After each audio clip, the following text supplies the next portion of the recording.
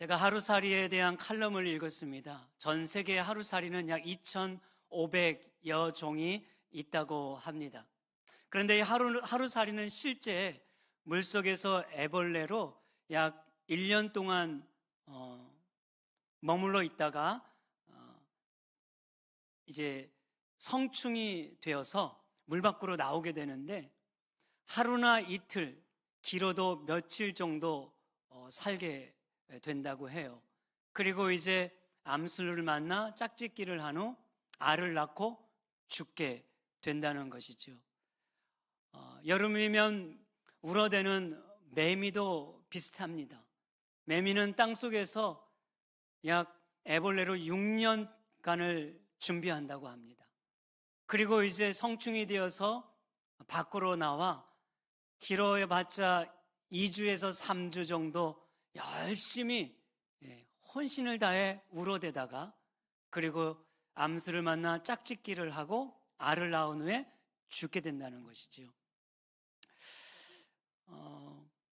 이런 곤충들은 하루를 살기 위해서 오랫동안 준비하고 기다렸다는 것입니다.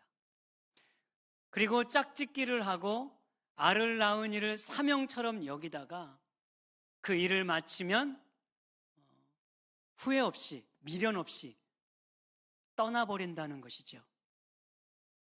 하루살이의 칼럼을 읽으면서 저는 우리 그리스도인의 삶과 흡사하다는 생각을 했습니다.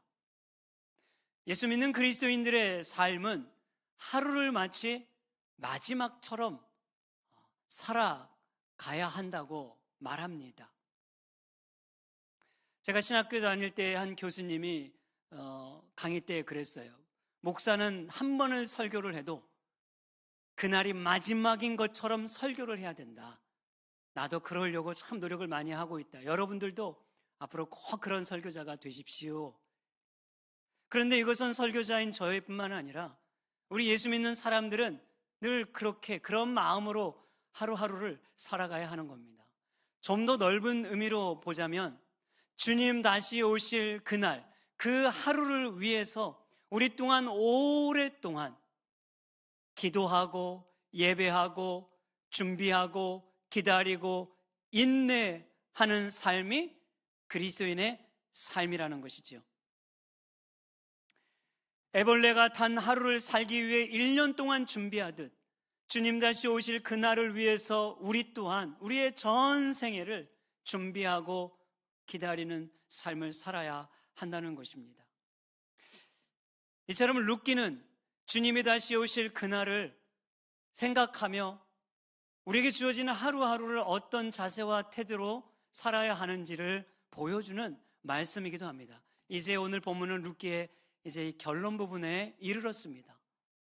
흥미롭게도 이 결론 부분에서 룻기는 족보를 우리에게 언급하고 있습니다. 18절에서 22절에 보면은 베레스의 족보로 이렇게 시작해서 다윗으로 마치고 있죠. 그 사이에는 10명의 인물을 언급하고 있습니다. 10대의 족보라고 말할 수가 있는 거죠.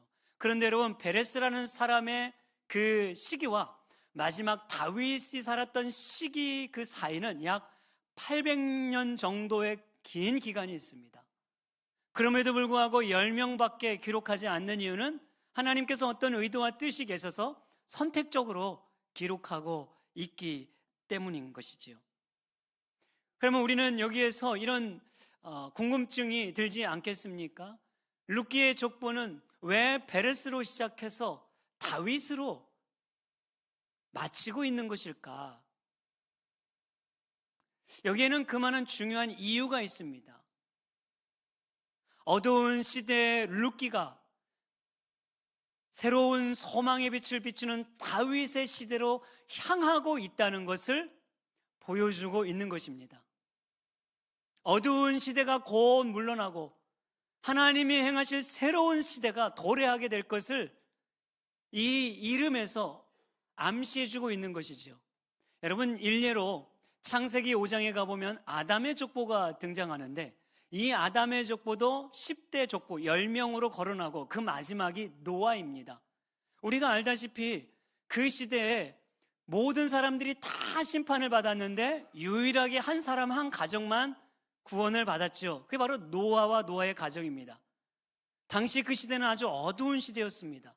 죄악이 관영하고 만연한 시대, 먹고 마시고 즐기는 것에 그렇게 향락을 취하며 살아가던 시대, 하나님은 관심도 없고 안중에 없이 그렇게 죄를 지며 살아가던 시대에 하나님께서 참다 이제 때가 이르렀을 때 심판을 하셨고 유일하게 한 사람 노아와 그 가족을 구원해 주셨습니다. 그것은 무엇을 의미합니까? 그 어두운 시대, 죄악이 만연하는 그 시대에도 결국 노아라는 이 인물과 가족을 통해서 그 새로운 어떤 시대의 반전을 일으킬 것이라는 하나님의 메시지가 그 족보에 담겨져 있는 것이지요. 마찬가지로 룻기의 1장 1절은 사사들이 치리하는 시대라 이렇게 시작하지 않았습니까? 사사들이 치리하는 시대는 자기 소견에 옳은 대로 살았던 시대라고 했습니다. 자기의 가치와 신념대로, 세상의 풍조대로, 그냥 자기가 하고 싶은 대로, 즐기고 싶은 대로 살았던 시대라 그 말이죠. 그래서 그 시대에는 가장 어두웠던 시대라고 했습니다. 칠흑 같은 어두움의 늪에 빠져가는 시대, 영적으로 타락하고 도덕적으로 윤리적으로도 아주 참혹할 만큼 부패했던 암울했던 시대가 이 사사기 시대입니다. 그럼 그런 시대에 이 마지막 족보의 이름이 다윗을 언급하며 마무리되고 있다는 사실은 하나님께서 이제 이 다윗을 등장시키시고 그 다윗이라는 인물을 통해서 하나님이 통치하시는 신정 국가가 설립될 뿐 아니라 하나님이 통치하고 다스리시는 평화의 시대가 도래하게 될 것을 보여주고 있는 것입니다. 그러면 이 일을 누가 하시는 것일까요? 여호와 하나님께서 이 일을 하시겠다고 말씀하고 있는 것입니다. 사랑하는 여러분, 2025년도를 살아오면서도 우리의 삶의 정황은 쉽지 않았지요. 여전히 사는 것이 참 어렵지 않습니까? 경제는 발전되고 있는데 죄악은 더 만연한 것 같고 사건 사고는 끊이지 않고 폭력과 살인과 온갖 뉴스가 매스건을 주도하고 있고 교회도 보면은 정말 가슴 아픈 소식들이 얼마나 많이 들려옵니까? 뉴스를 봐도 정말 사는 게 재미가 없어서 보기가 싫잖아요. 우리가 그런 시대를 살아가고 있단 말이죠. 여러분, 그럼에도 불구하고 예수 믿는 성도들이 기억해야 할 것은 역사가 하나님의 손에 달려 있다는 것입니다. 하나님께서 역사의 주인이시고 이 역사를 운행하고 있다는 이 믿음을 놓치면 안 되는 것이죠. 그래서 기독교인의 역사관은요, 바로 하나님께서 이 역사를 붙들고 계신다는 역사관을 가지고 살아야 하는 것이에요. 그러면 어떤 상황 속에서도 우리는 하나님께 소망을 두고 그 하나님께 기도하는 그런 삶을 살아갈 수가 있습니다. 여러분, 예수 믿는 성도들은 하나님의 주권과 통치를 믿기 때문에 절망하지 않습니다. 좌절하지 않습니다. 아무리 힘든 일이 있어도 우리는 무너지지 않습니다. 오히려 그 시대를 끌어안고 하나님께 소망을 두고 기도하는 삶을 살아내는 자가 예수 믿는 저와 여러분들인 줄 믿으시기 바랍니다. 근데 여러분이 이런 시대적인 아픔을 가지고 기도했던 한 선지자가 있어요. 성경에 보면 하박국 선지자입니다. 하박국 선지자도 동일한 시대를 동일한 그런 그 아픈 시대를 살아왔는데 하박국은 선지자잖아요. 그 선지자의 눈으로 이제 시대를 바라보는데 너무 정말 시대가 통탄할 만한 일들이 많이 벌어지는 것이죠. 강한 자가 약한 자를 짓밟고 강한 나라가 약한 나라를 막 약탈하고 하나님이 택하시고 부르시고 사랑받은 선민이라는 이스라엘 백성들은 늘 괴롭힘만 당하고 늘 정말 고통과 고생만 겪으면서 살아가는 것을 보면서 하박국 선지자는 이해할 수가 없었어요. 왜 하나님은 그것을 보고만 계시는가? 왜 하나님은 가만히 계시는 것일까? 아무 일도 하지 않는 것일까? 번개를 쳐서 심판하시든 불을 내려서 심판하시든 뭔가를 좀 조치를 취해 주셔야 되는데 왜 하나님은 이런 모든 백성들의 고통과 아픔을 가만히 보시고 침묵하고 계시는가? 그래서 하박국 선지자는 그 시대의 그 문제를 끌어안고 하나님 앞에 나아갑니다. 따지듯이 항변하듯이 하나님 앞에 기도를 하는 것이죠. 그 기도를 하나님께서 들으시고 응답을 해주세요. 그런데 여러분, 하나님의 주신 그 첫 번째 응답이 무엇이었습니까? 하박국 2장 4절에 보니까 이거예요. 오직 의인은 믿음으로 말미암아 사는 것이다. 이거였어요. 이렇게 하겠다, 저렇게 하겠다, 좀 속 시원하게 답해주면 얼마나 좋겠어요. 그런데 하나님은 그렇게 대답하지 않고, 그럼에도 불구하고 상황이 아무리 네가 원하는 상황이 아닐지라도, 불편할지라도 믿음으로, 의인은 믿음으로 살아야 하는 것이다. 왜 믿음으로 살아야 하는 것입니까? 하나님은 두 번째 하박국 선지자에게 응답을 주십니다. 하박국 2장 14절입니다. 같이 읽어볼까요? 이는 물이 바다를 덮음같이 여호와의 영광을 인정하는 것이 세상에 가득함이니라. 아멘. 하나님께서 지금 뭐라고 말씀하고 있는 거예요? 물이 바다를 덮음같이라고 했어요. 작은 물이 여러분 큰 바다가 되잖아요. 저 강원도 깊은 산골에서 올라오는 그 물줄기가 한강에 큰 강을 이루듯이 예수 믿는 사람들이 지금은 별 볼 일 없어 보여도, 믿는 사람들이 정말 연약해 보여도, 그러나 그 믿는 사람들이 한 사람 한 사람 한 사람 곳곳에 우후죽순처럼 세워지면 그 믿는 사람들로 인하여 교회가 세워지고 교회 공동체가 이 세상 가운데 다 퍼져가게 될 것이며, 그 교회를 통하여 영향력을 온 세상 가운데 미치게 될 것이라는 거예요. 믿음의 사람을 통해서, 그 주님의 교회를 통해서 하나님의 영광을 아는 그 지식이 온 세상 가운데 퍼져나가는 그 역사를 이룰 것이다 말하는 것이죠. 그러니 너는 잠잠하여 나 여호와만을 경외할지어다. 여러분, 하박국은 놀라운 정말 하나님의 계획을 알게 된 거죠. 그가 생각할 수 없는, 생각지도 않은 하나님이 계획하고 있던 깊고 오묘한 그분의 계획과 뜻을 깨닫게 된 것이에요. 아, 하나님의 이런 뜻이 있으신 것이구나. 그것을 깨달았던 이제 이 하박국 선지자의 입에서 끝내 이런 찬양과 고백이 터져나오는 것입니다. 우리가 잘 알고 있는 말씀이죠. 하박국 3장 17절 18절 말씀입니다.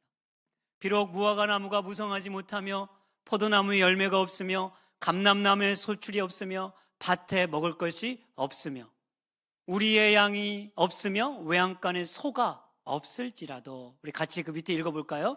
나는 여호와로 말미암아 즐거워하며 나의 구원의 하나님으로 말미암아 기뻐하리로다. 아멘. 할렐루야. 여러분 아멘이십니까? 여러분 아멘 다 하셨어요? 네? 여기 보면 다 없고 없으며예요. 그죠? 없잖아요. 다 무화과 나무도 없고 열매도 없고 감람나무 소출도 없고 먹을 것도 없고 양도 없고 없을지라도예요. 우리의 삶이 내 뜻대로 안 돼도, 결핍이 있어도, 불편해도, 때로 눈물 쏟을 일이 있어도, 경제적인 어려움이 있고 질병의 아픔이 있고 내 생각대로 사업이 안 되고 경제가 곤두박쳐도, 내 자녀들이 내 뜻대로 안 돼도, 이 모든 것이 없으며예요. 그런데 여러분 지금 아멘 하신 겁니다. 예? 그죠? 아멘이십니까? 그럼에도 불구하고 나는 여호와로 말미암아 즐거워하며 내 구원의 하나님으로 말미암아 기뻐하리로다. 사랑하는 여러분, 이 신앙 고백을 한다는 건 결코 쉬운 일이 분명 아닙니다. 우리의 삶의 흔적은 그렇게 녹록지 않기 때문에 그런 거죠. 하나님 앞에 내 믿음을 또 가다듬고 주님 앞에 나의 연약함을 내어드리며 기도를 해도 현실 앞에 돌아가면 내 눈앞에 펼쳐져 있는 그 막막한, 때로 내 마음을 짓누리는 그 현실 앞에서 이런 고백을 한다는 것은 그렇게 쉬운 일은 분명 아닐 것입니다. 그럼에도 불구하고 내가 하는 것이 아니라 하나님의 은혜를 입으면 하나님은 우리를 통해 이 고백을 하게 하시는 것입니다. 예수를 믿으면 우리의 인생 가운데 정말 중요하고 소중한 것이 무엇인지를 알기 때문에 인생의 최고의 가치가 바로 하나님께 있다는 것을, 내 인생이 그분의 손에 있다는 걸 우리는 알기 때문에, 그럼에도 불구하고 이 고백이 터져 나올 수 있는 것이지요. 사랑하는 여러분, 2025년도 이제 마지막 주일입니다. 올 한 해 돌아볼 때 만족스러운 분 계십니까? 아마 만족할 만한 분 몇 분 없을 거예요. 다 불만족스러울 것입니다. 아쉽고 후회스럽고 왜 이거밖에 안 되었나? 왜 내가 이렇게 살아왔나?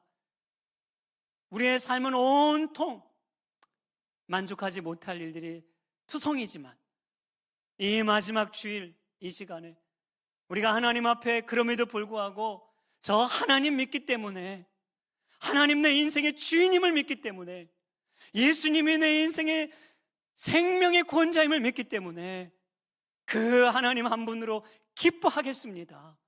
그 주님 한 분으로 만족하겠습니다 라고 고백한다면 저는 하나님의 최고의 기쁨과 영광을 받으리라 믿습니다. 저와 여러분들의 입술을 통해서 이 고백이 터져나오기를 주님의 이름으로 축복합니다. 루키는 하나님의 역사를 어떻게 이루어가고 계신가 이어서 우리에게 말씀을 하고 있어요. 그런데 그 하나님의 역사라고 하는 것은 특출난 사람들, 대단한 사람들이 아니라 은혜를 입은 자를 통하여 일하신다고 말씀하고 있는 것입니다. 누구를 통해 일한다고요? 은혜를 입은 자를 통해서예요.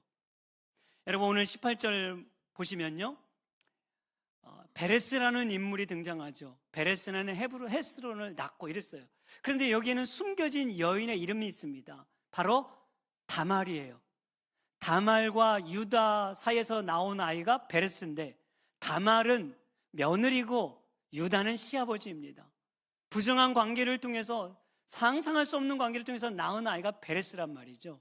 그러니까 다말이나 베레스는 그 신분을 드러내기 아주 부끄러운 존재들입니다. 그 이름을 말하기에도 부끄러운 존재입니다. 21절에 보면 또 이렇게 말합니다. 살몬은 보아스를 낳았다 했어요. 이 살몬의 아내가 누구인가 하니까 여호수아 2장에 나오는 기생 라합입니다. 몸을 팔아서 그 인생을 연명하며 살았던 수치스러운 여인, 그 여인이 이 안에 숨겨져 있는 거예요. 살몬과 라합을 통해 나온 아이가 보아스란 말이죠. 그럼 또 보아스는 오벳을 낳고 그랬습니다. 여기에는 어떤 여인이 지금 숨겨져 있는 거예요? 지금 이 룻의 주인공이, 룻기의 주인공이 룻이 있는 거죠. 룻은 말 그대로 이방 여인, 모함 여인 아닙니까? 정말 저주받아 마땅한 여인으로 칭했던, 손가락질 받았던 그 여인의 이름이 있단 말이에요. 어느 누구 하나, 어느 여인 하나 내세울 것이 없는 자경미달. 그러니까 여러분, 족보에 들어올 수 없는 여인들입니다. 이 거룩한 계보, 예수 그리스도가 탄생하는 이 거룩한 계보에 어떻게 이런 수치스러운 여인들이 들어올 수 있겠어요? 그럼에도 불구하고 하나님은 이런 여인들을 통해서 일하셨습니다. 우리가 생각하는 세상적 가치와 신분과 배경과 조건을 초월하여서 하나님은 일하셨는데, 그럼 누구를 통해서 결국 이 일을 하신 건가? 은혜 입은 자를 통하여 이 일을 이루고 계셨음을 믿으시기 바랍니다. 여러분, 은혜 입은 인생이 되셔야 합니다. 우리 사명교회 여러분의 가정이, 우리 자녀들, 우리 청소년들, 청년들, 여러분들 기억하십시오. 우리가 가장 먼저 기억해야 할 것은 은혜를 입은 인생이 되어야 하는 거예요. 그 은혜 안에 거하고 그 은혜를 알고 은혜에 붙들리고 은혜에 이끌려서 살아가는 인생이 될 때 하나님께서 주목하시고 사용하시는 복된 인생이 될 줄 믿으시기 바랍니다. 오늘 족보의 인물들을 또한 살펴보면 대단한 인물이 없어요. 대단한 업적을 이룬 사람들이 등장하지 않습니다. 베레스나 보아스나 다윗을 제외하면 그 밖에 7명의 인물이 있는데 성경은 그들이 무슨 삶을 살았는지 침묵해요. 언급하지 않습니다.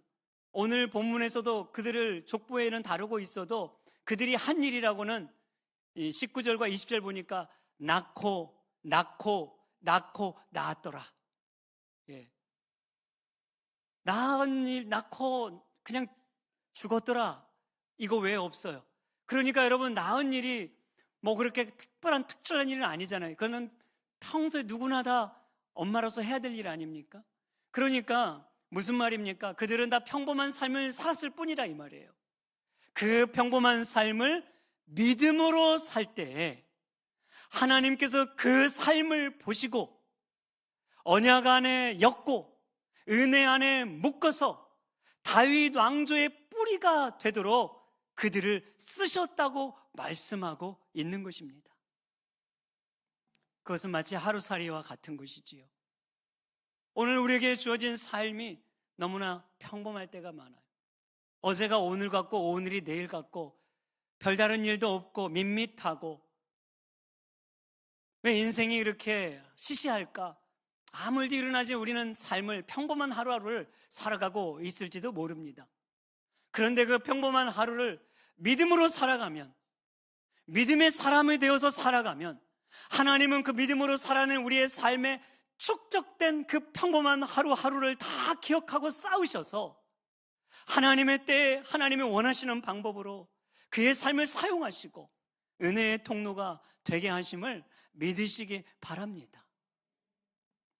그러므로 여러분, 믿음으로 산다는 것은 대단한 목표를 가지는 것도 아니고 대단한 일을 이루어내는 것이 아닌 것입니다. 어쩌면 믿음으로 산다는 것은 그저 우리에게 주어진 평범한 하루를 하나님 앞에서 잘 살아내는 것이라고 말하는 것입니다. 우리가 잘 알고 있는 요셉을 아시지요? 우리는 위대한 비전 혹은 꿈 하면 항상 요셉을 먼저 떠올립니다. 그런데 여러분, 요셉이 위대한 꿈을 꾸어서 그 꿈을 알고 국무총리가 된 것이 아닙니다. 사실 요셉은 꿈은 꾸었어요. 그 꿈이 굉장히 신비로운 꿈이었어요. 놀라운 꿈이었죠. 왜? 형들과 부모조차도 자기에게 절하는 꿈이었기 때문에 예사롭지 않은 꿈이라는 건 알았지만, 그러나 요셉은 그 꿈의 의미를 알지는 못했습니다. 요셉은 형들에게 팔려갈 것이라는 걸 전혀 예상하지 못했습니다. 요셉은 노예로 살아갈 것이라는 것을 전혀 알지 못했습니다. 요셉은 여러분, 어떤 대단한 비전을 붙든 것이 아니고 요셉이 붙들었던 것은 하나님을 붙들었어요. 요셉이 붙들었던 건 무엇이 되겠다가 아니라 하나님 앞에서 어떻게 살겠다, 그 하나님을 붙잡은 것입니다. 그것이 요셉의 꿈이에요. 어떻게 할 수 있을까요? 여러분, 요셉이요, 그 노예로 팔려갔을 때 성경이 그 삶을 계속적으로 평가하는 표현이 하나가 뭐냐면 여호와께서 요셉과 함께 하시더랍니다. 그의 주어진 그의 삶 속에서도 요셉은 하나님이 나와 함께 하심을 믿고 최선을 다해 살았다는 거예요. 억울한 누명을 쓰고 감옥에 갇혔을 때도 여호와께서 요셉과 함께 하시더라. 그곳에서 요셉이 붙잡고 있는 건 내가 대단한 인생이 되게 할 거야가 아니에요. 아무것도 요셉은 모릅니다. 단지 요셉이 붙잡았던 건 하나님이 이곳에서도 나와 함께 하셔. 나는 그 하나님 앞에서 믿음으로 살아나면 되는 거야 하면서 그가 할 수 있는 일을 그 감옥 안에서도 최선을 다해서 했던 것이에요. 그런 요셉을 하나님은 주목하시고 기억하셔서 그 때와 시기에 맞추어 국무총리란 자리에 올라오게 하셨고, 흉년으로 고통받는 그 시대에 요셉을 축복의 통로가 되게 사용하셨음을 기억해야 하는 것입니다. 사랑하는 여러분, 우리 한국교회는 200년째 되지 않는 짧은 역사를 가지고 있지 않습니까? 그런데 얼마나 큰 부흥을 이루었습니까? 전 세계적으로 선교사를 두 번째로 많이 파송하는 나라이기도 합니다. 우리 한국에 얼마나 큰 교회들이 많이 있습니까? 그리고 예수 믿는 사람들이 그래도 얼마나 많이 이렇게 정말 기도를 뜨겁게 했습니까? 그럼에도 불구하고 왜 이렇게 그의 삶의 영향력은 미미한 것일까요? 왜 이렇게 우리의 삶은 변하지 않는 것일까요? 오히려 교회가 손가락질을 받고 질타를 받는 일들이 많지 않습니까? 비전이란 명분으로 선동하고 모으고 업적을 내세우고, 그래서 교회는 비대해졌지만 오히려 교회가 붙들어야 될 본질을 놓치고 있는 건 아니었을까요? 오히려 성도들이 살아내야 될 오늘의 삶을 놓치고 그저 뭔가 큰 것, 대단한 것, 위대한 것만을 지향하며 기도했던 것은 아니었겠습니까? 저는 그런 점에서 우리 사명의 교회가, 또한 저와 여러분들이 우리의 삶을 진지하게 돌아봐야 한다고 생각합니다. 과연 나는 무엇을 위해 기도하고 있는가? 어떤 목표를 가지고 하나님 앞에서 살아가고 있는가? 사랑하는 여러분, 오늘을 살아야 내일이 오는 것입니다. 왜? 오늘의 결과가 내일이기 때문에 그런 거지요. 오늘을 놓치면 내일은 우리에게 주어지지 않습니다. 오히려 평범한 그 하루의 삶, 평범한 우리의 일상을 믿음으로 살 때에 하나님은 그 일상을 비범한 인생으로, 우리가 생각지 못한 인생으로 이끌어 가실 수 있다는 이 믿음을 견지하고 기도를 멈추지 말아야 하는 것입니다. 그러므로 여러분, 오늘 여러분에게 맡겨진 그 자리를 믿음으로 잘 살아낼 수 있기를 주님의 이름으로 축복합니다. 우리 부모들은 믿음으로 자녀를 잘 양육해야 합니다. 또 우리 직장에서 생활하신 분들은 믿음으로 그 직장이 하나님의 나를 보내신 자리인 줄 알고 예수 믿는 자다운 모습으로, 언행으로 본을 보이며 살아내야 하는 것입니다. 직분을 받은 분들이라면 하나님께서 오늘 나에게 교회를 섬기라고 주신 정말 직분을 은혜로 알고 감사함으로 감당할 수 있어야 하는 것입니다. 그럴 때 하나님은 평범한 삶이지만, 그저 대단한 일 보이지 않는 일상이지만 하나님의 말씀을 붙들고 예수 그리스도 그 이름을 의지하며 믿음으로 살아내는 그 일상을 언약으로 묻고 은혜로 엮고 말씀으로 우리를 인도하여 하나님 나라의 위대한 일을 이루는 통로로 쓰임 받게 하실 것입니다. 오늘 역사를 잇는 그 하나님, 우리 사명의 교회를 이어가게 하시는 하나님, 그리고 여러분의 가정과 자녀들의 삶을 그 은혜로 이어가게 하신 하나님을 의지하고 그분만을 찬송하고 예배하는 우리 모두가 되기를 주님의 이름으로 축복합니다.